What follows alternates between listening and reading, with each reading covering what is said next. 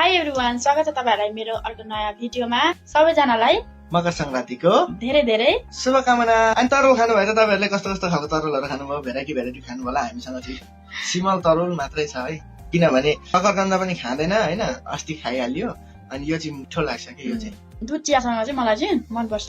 यहाँ छ हाम्रो अर्ग्यानिक चिया है, यो चाहिँ साथीहरु लडतर होइन नि, फेरि त्यो दाने रङको होइन, एकदम त्यो पहाडबाट हातले मारेर बनाएको चिया रङको चिया हो यो। वाउ, सेन्ट कस्तो मिठो आइरहेछ नि त। हाम्रो चाहिँ अब यो मकर संक्रान्ति यस्तै हुँदैछ, खाइँदैछ हो। दुईजना लन्ठ्याङ्ग बसेर हिजो घर गएको थियौँ हामी होइन, तर हामी बेलुकै फेरिहाल्यौँ। अनि त्यही कारण चाहिँ बुढाबुढी मात्रै यतिखेर लथ्रङ्ग खाँदैछौँ, अरू चाहिँ ल्याएनौँ। हामीले सिमल तरुल मात्रै ल्याएको। मलाई त्यो सिमल तरुल मन पर्दैन। नखाने भने किन फजुल खर्च गरिराख्नु होइन, आफूसँग जति छ त्यतिमै खुसी हुनु पर्यो नि होइन।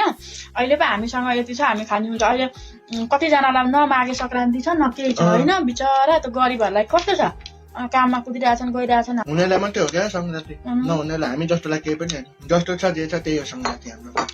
ल साथीहरु, हामी चाहिँ अब खान्छौँ ल।